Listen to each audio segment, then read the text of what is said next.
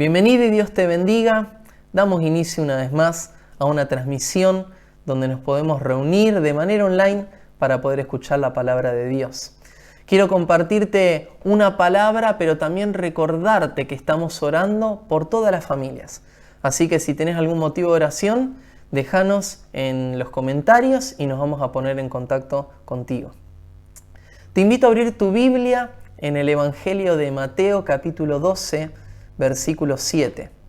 Evangelio de Mateo capítulo 12, versículo 7, dice la palabra de Dios: si ustedes supieran qué significa esto, lo que pido de ustedes es misericordia y no sacrificios, no condenarían a los que no son culpables. Si ustedes supieran qué significa esto, lo que pido de ustedes es misericordia y no sacrificios, no condenarían a los que no son culpables. Padre, bendice esta palabra. Te pedimos que abras nuestro entendimiento, nuestros oídos espirituales y que podamos ser bendecidos por medio de tu palabra. En tu nombre, Jesús. Amén y amén.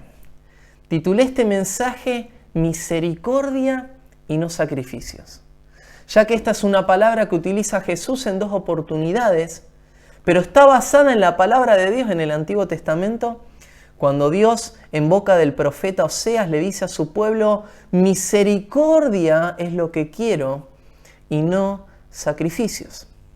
La primera vez que Jesús lo utiliza es en el Evangelio de Mateo también, y es luego de haber llamado a Mateo como discípulo. Mateo hizo una fiesta, una invitación en su casa, y allí estaban los fariseos y se pusieron a hablar y a decir: ¿qué hace este rodeado entre recaudadores de impuestos y pecadores? Entonces Jesús le contestó y les dijo: no son los sanos los que necesitan médico, sino los enfermos. No he venido a llamar a justos, sino a pecadores. Vayan y aprendan lo que significa misericordia quiero y no sacrificio. Y luego, la segunda vez en que utiliza esta frase es en este pasaje en Mateo capítulo 12.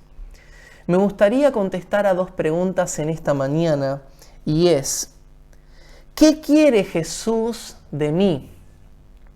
¿Qué significa esto de misericordia quiero y no sacrificio? ¿Qué quiere Jesús de mí?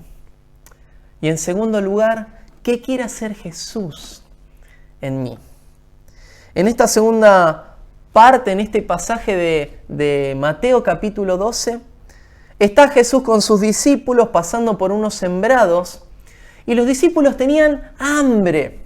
Entonces ven que hay un sembrado y van en busca del trigo para arrancarlo y poder comerlo. Pero era un día sábado, el día de reposo, y allí estaban los fariseos buscando de qué manera Jesús pisara el palito, pero también sus discípulos. Entonces dice que los fariseos fueron a Jesús y le dijeron: mira Jesús, a tus discípulos lo que están haciendo lo que está prohibido hacer en el día de reposo, el día de descanso. Y en realidad no estaba mal lo que estaban haciendo los discípulos, porque la ley indicaba que se podía arrancar la espiga del trigo sin usar una hoz. Pero ustedes vieron que siempre está esa gente que le está buscando el pelo en la leche, la quinta pata al gato, esos puntillosos. ¿Y qué es lo interesante?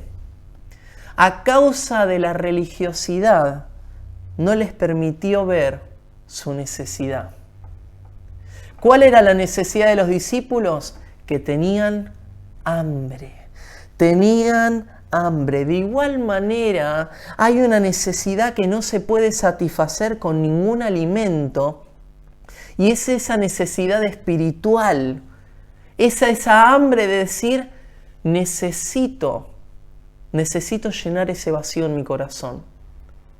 Hambre a causa de la orfandad, hambre de paternidad, hambre del amor de Dios para que llene ese vacío, hambre para poder restaurar las heridas del pasado.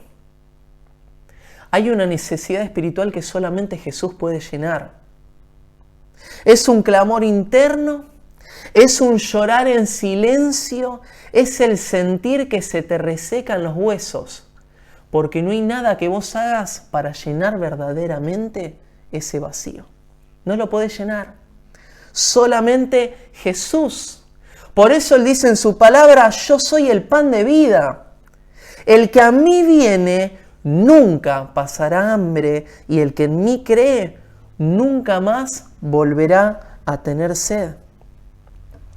Los discípulos tenían hambre, pero los fariseos, por su religiosidad, no pudieron ver la necesidad de sus discípulos. Entonces Jesús le contesta a estos fariseos con una historia bíblica y le dice, ¿ustedes recuerdan a David cuando andaba fugitivo, errante en el desierto, exiliado, huyendo con sus hombres? Él comió los panes de la proposición, eran 12 panes que eran consagrados para Dios y que solamente los sacerdotes podían comer. Sin embargo, no siendo David ni sus hombres sacerdotes, ellos comieron de estos panes. Pero Dios nunca los consideró en falta por hacer esto. ¿Por qué? Porque la ley de Dios nunca fue dada para crear dificultades a sus fieles. Nunca. No era la culpa de David que fuera fugitivo. No era la culpa de David que había sido rechazado por toda una nación o que Saúl estuviese el rey persiguiéndolo. A David le correspondía por derecho estar sentado en el trono. Y si se le hubiese dado el lugar que le correspondía por derecho a él y a sus seguidores, no hubiesen tenido que comer el pan de la proposición. De la misma manera le estaba pasando a Jesús.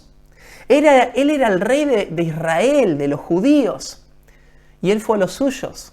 Y los suyos no le recibieron.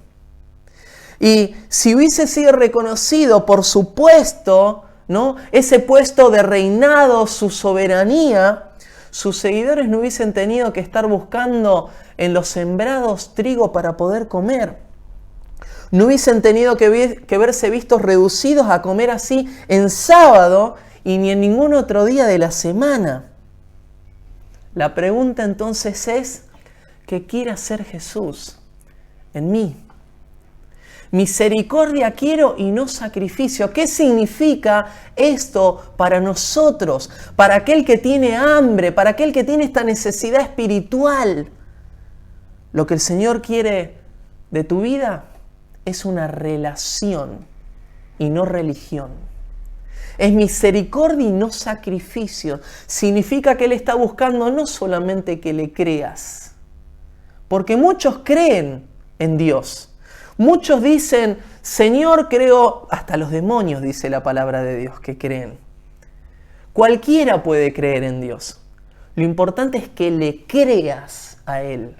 Esa es la diferencia, creerle a Dios, creerle a Jesús, creer en Él. Lo dice Juan 3:16, porque de tal manera amó Dios al mundo que envió a su único Hijo, Jesucristo, para que todo aquel que en Él crea, no se pierda, mas tenga vida eterna. Creerle es recibirlo en tu corazón. Es experimentar con toda tu vida y ser transformado. Vas a experimentar un cambio en tu vida. Vas a estar lleno del amor de Dios. Tanto amor que lo vas a querer compartir a todos. A los fariseos les faltaba esto. Relación con Dios. Conocían mucho de la ley, conocían mucho de la palabra, conocían y aplicaban mucho de los sacrificios. Sin embargo, le faltaba relación. Isaías capítulo 58 explica un poco esto de la diferencia entre misericordia y sacrificio.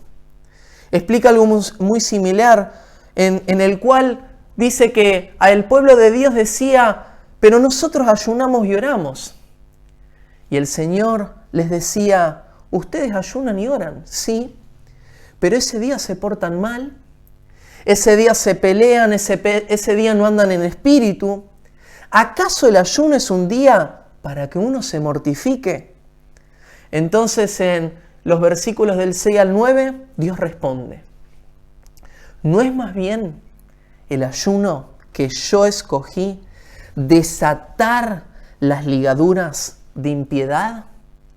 desatar ese nudo, romper y cortar con esa atadura de religiosidad, de sacrificios, para que puedas ir en busca de una relación y decir: papá querido, te quiero buscar, te deseo fervientemente poder pasar un tiempo contigo.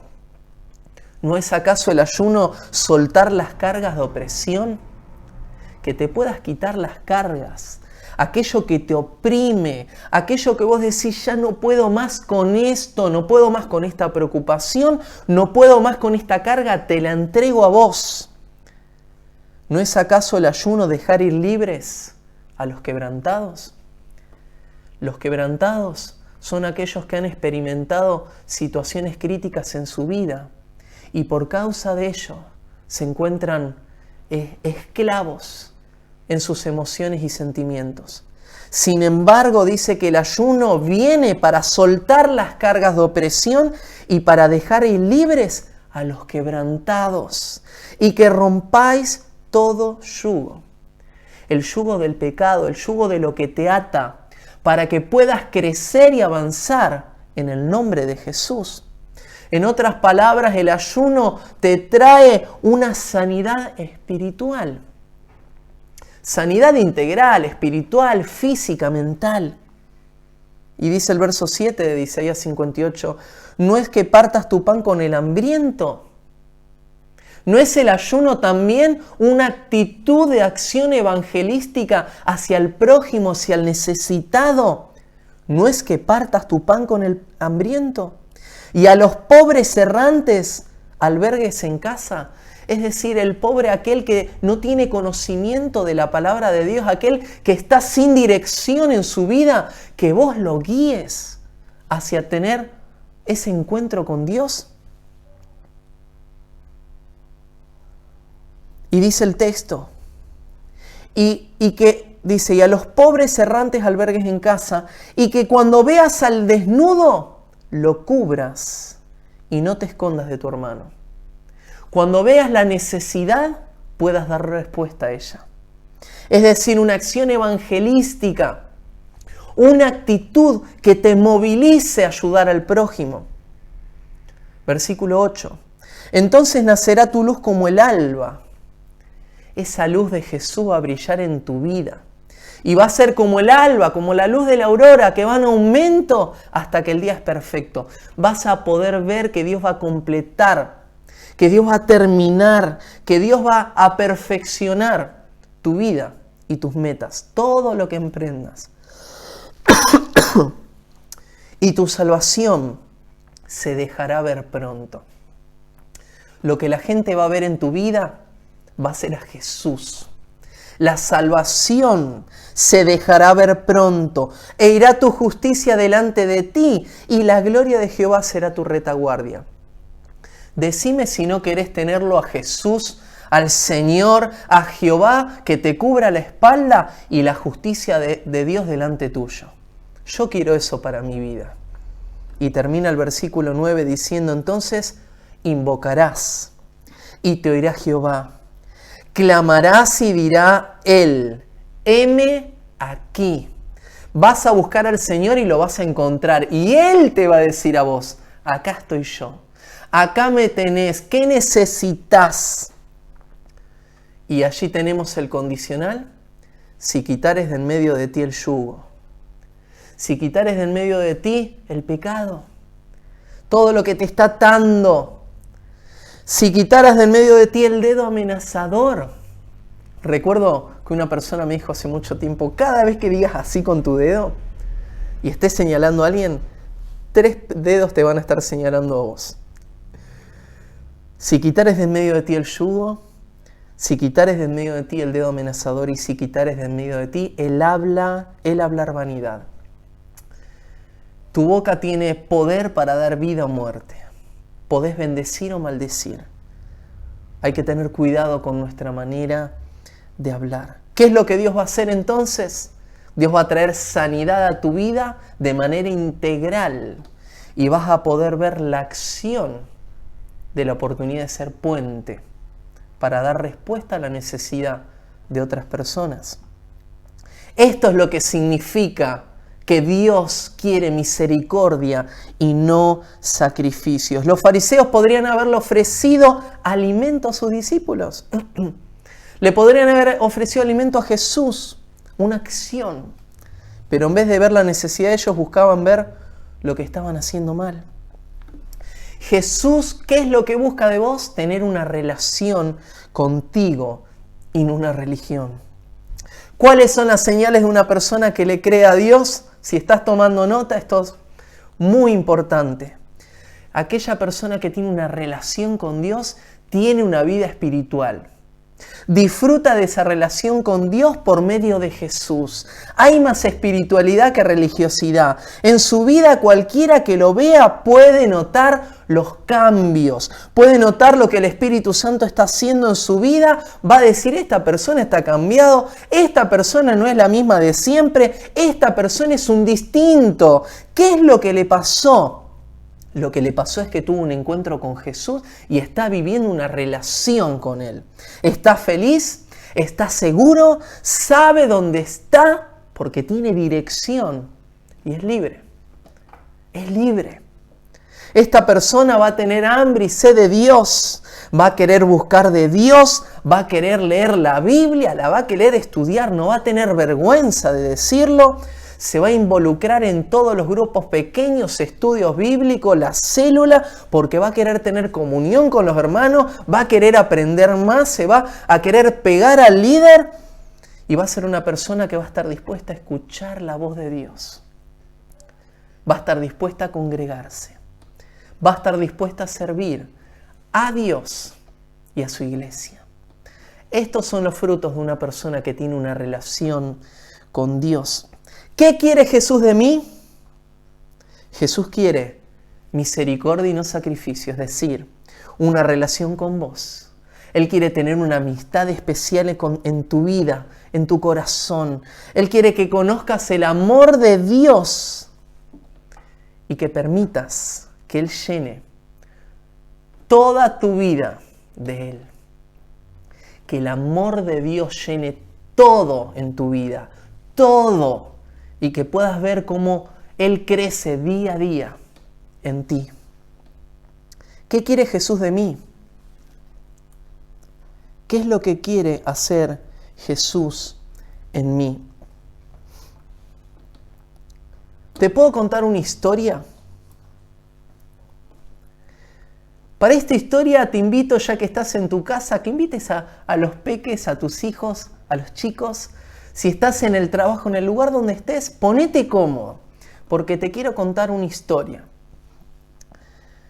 Esta historia es sacada del libro Si Jesús fuese alcalde, del autor Bob Moffitt, y él habla de cómo transformar una comunidad. Y cuenta una parábola, ¿sí? Él creó esta parábola, la parábola de Juan, y esta historia dice así.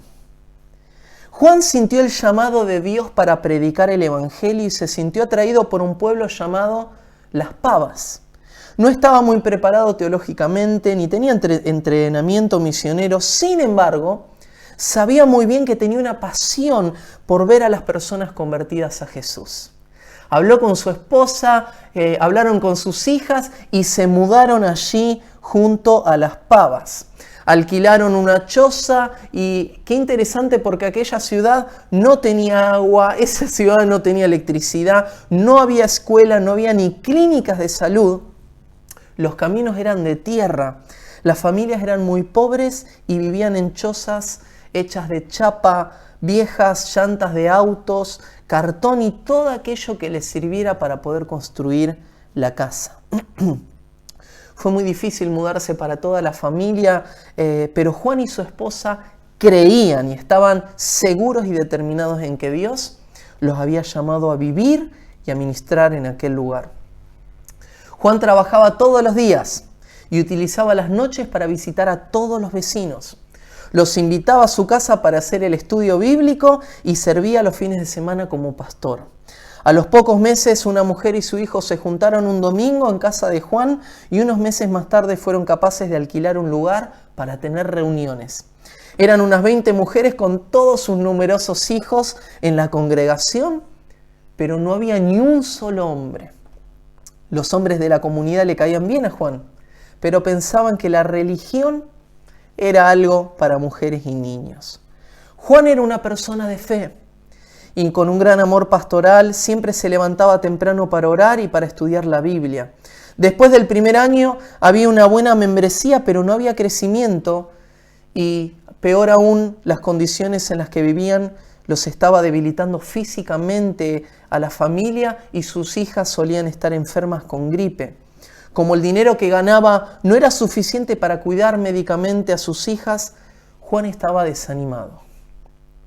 Una mañana temprano, alrededor de las 4 a.m., 4 de la mañana, Juan se levantó sin hacer ruido ni despertar a su esposa e hijas, ya que una cortina de plástico separaba el lugar de donde dormían del de la cocina. Se sentó en la mesa alrededor de las 4 sillas y encendió con parafina un tarro viejo de leche que le servía de lámpara. Abrió su Biblia y leyó Isaías 58, el capítulo que hemos mencionado. Juan leyó la preocupación de Dios por los hambrientos, por los desnudos, por los que viven en la calle, por los oprimidos. Y se largó a llorar y dijo: Dios, veo tu preocupación por los pobres en la Biblia. ¿Por qué no lo veo acá en Las Pavas? Juan había sido tocado profundamente por la necesidad de toda la gente del pueblo, y mientras meditaba en las diferencias entre su experiencia y la que estaba leyendo en la palabra de Dios, alguien llamó suavemente a su puerta. Inmediatamente Juan se acercó a la puerta, pero no la abrió. Era peligroso abrir la puerta a esa hora y en medio de la noche. ¿Quién es?, susurró Juan. Una voz suave contestó: Juan, soy Jesús. ¿Quién eres de verdad?, le preguntó Juan. Y la voz dijo nuevamente: Juan, soy Jesús. La voz se escuchaba tan suave que Juan casi creyó que era Jesús y decidió abrir la puerta suavemente. Podía ver la silueta de un hombre en la oscuridad y no parecía amenazante. Juan abrió la puerta un poco más y le dijo: pasa adentro. Pero Jesús le dijo: no, Juan, escuché tu llanto esta mañana. Vine para que me muestres las cosas que te preocupan en Las Pavas. Juan, sorprendido pero en obediencia, salió hacia afuera. Juan le dijo: está bien, pero mantente cerca de mí. Esta es la temporada de lluvia y está lleno de pozos con agua en todos lados. Claro, la calle es grande tierra. Camina detrás de mí, le dijo Juan a Jesús. Está bien, contestó Jesús, te seguiré. Comenzaron la caminata y Juan le dijo a Jesús: por allá, en esa choza, hay una madre soltera. Ella vende su cuerpo en su casa frente a su hijo para tener plata para comer. Siguieron caminando y le mostró una casa hecha prácticamente de cartón. El hombre de esta casa es un alcohólico y diariamente vuelve alcoholizado y le pega a su esposa y a sus hijos. Todo el barrio puede escuchar sus gritos cuando llega a su casa. Jesús, no aguanto más cuando escucho los llantos de los chicos, pero hoy no hay nada que pueda hacer. Caminaron un poco más y le dijo Jesús: tápate la nariz cuando pasemos por acá. En este lugar todos tiran la basura y lo usan de baño. Se podía escuchar las ratas caminar por encima de todo el lugar. Y ya llegando al otro lado de Las Pavas le dijo: esta casa más grande es la del intendente de Las Pavas. Se cree una gran persona, colecta dinero y promete ayudar, pero todos saben que se lo gasta en licor y mujeres. Ya estaban volviendo al punto donde iniciaron y Juan le dijo: Jesús, esta es una de las cosas más tristes para mí en todas Las Pavas. La mujer que vive allí fue abandonada por su marido y la dejó con 3 hijos. Viven en el suelo y cuando llueve toda su casa se inunda y a veces alza upa de pie toda la noche a sus hijos para que no se ahoguen. Juan escuchó un llanto leve, miró alrededor y vio que era Jesús quien estaba llorando. Juan vio que las mismas cosas que le rompieron el corazón a él, también le rompieron el corazón a Jesús. Jesús, quebrantado, le dijo a Juan: quiero mostrarte mis intenciones para Las Pavas. De repente Juan se encontraba por encima, viendo todas las ciudades de arriba, y Jesús estaba con él. Jesús empezó a hablar de casas adecuadas, y con sus palabras, de repente las chozas se transformaron en casas. No eran mansiones, pero eran lindas. Jesús habló de trabajos y Juan empezó a ver a los ciudadanos yendo a trabajar. Los trabajos no eran de alta paga, pero eran lo necesario para sostener a las familias. Jesús habló de agua y de repente se creó todo un sistema de cañería para las casas. Así sucedió con la educación, así sucedió con la salud, así sucedió con la limpieza de la zona donde ahora los pequeños podían jugar, habían parques, habían juegos. Jesús habló sobre las familias y dijo familias saludables, sanas, donde los hombres, las mujeres y los niños ahora se respetan y se aman los unos a los otros. Jesús luego habló de sanidad espiritual y Juan vio su pequeña iglesia llena de familias, incluyendo los hombres. Juan pensó y se dijo a sí mismo, esta es la comunidad que me gustaría tener. Y Jesús, conociendo sus pensamientos, le dijo, estas son mis intenciones para las pavas. Quiero que le digas a las personas sobre mis planes y comiences a liderarlos allí. Juan le dijo a Jesús, ¿y cómo voy a hacer semejante cosa? Jesús contestó, comparte mis planes, sirve a los vecinos y visita a los enfermos. Visita a las madres solteras, comparte al necesitado, acércate a las autoridades de la ciudad y comienza una relación con ellas. Juan le contestó, seamos realistas, esto jamás pasará. Jesús le contestó, Juan, ¿quién creó el mundo? Tú, Señor, contestó Juan. Juan, ¿quién dividió el mar rojo para que los niños de Israel y todo su pueblo pudieran pasar? Tú, Señor.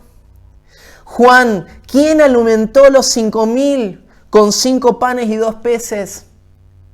Tú, Señor.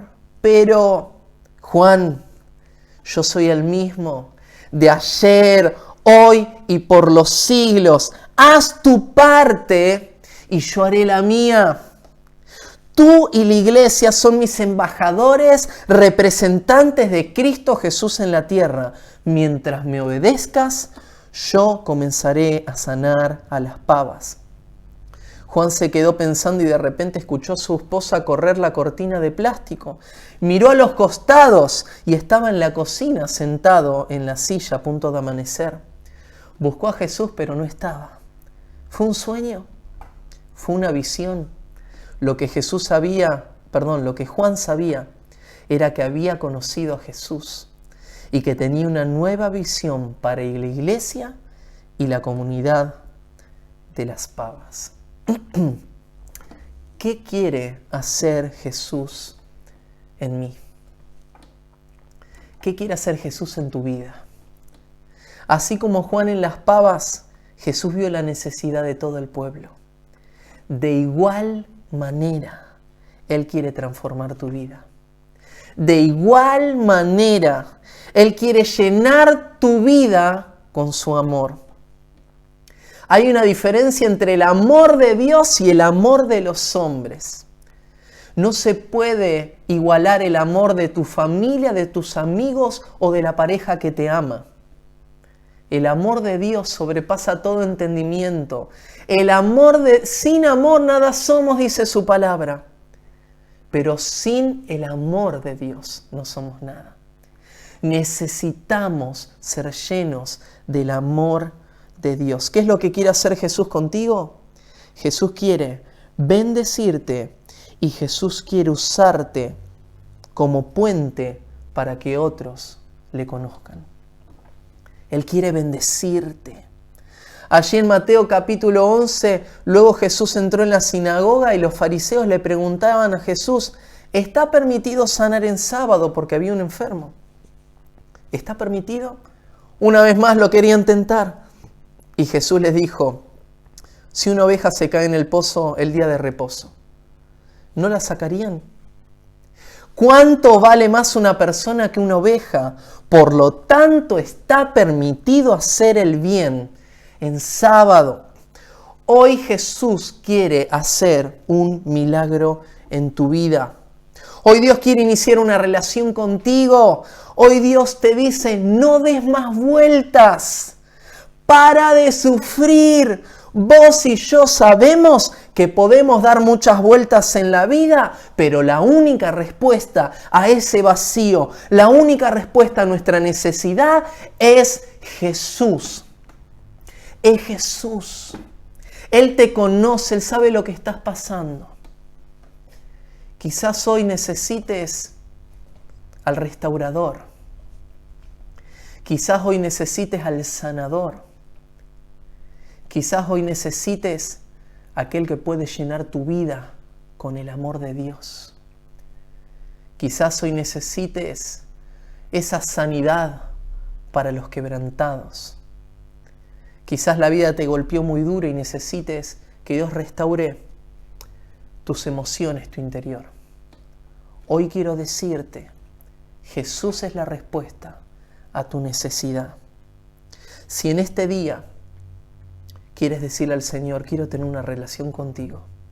Si en este día quieres recibir la bendición de Dios y ser puente, yo te invito a que hagas esta oración conmigo. Señor Jesús, te recibo como mi Salvador y mi Señor. Te pido perdón por mis pecados, conscientes e inconscientes. Creo en el sacrificio de la cruz. Creo que moriste y resucitaste al tercer día. A partir de hoy voy a caminar contigo. Y en el nombre de Jesús recibo tu bendición. Recibo tu sanidad. Y recibo tu amor en esta hora que me envuelve y que me llena desde la mollera de mi cabeza hasta la planta y punta de mis pies. En el nombre de Jesús. Amén y amén. Permíteme orar por tu vida. Padre, en el nombre de Jesús, bendice, Señor, a tus hijos. Bendice a aquel que hoy ha tomado esta decisión de seguirte y tener una relación contigo. Padre, que él pueda experimentar en esta hora el fuego de tu presencia, el fuego de ese amor, Señor, ese amor que sobrepasa todo entendimiento en el nombre de Jesús, que él pueda experimentar a este Cristo vivo y que vive en su corazón, en el nombre de Cristo Jesús.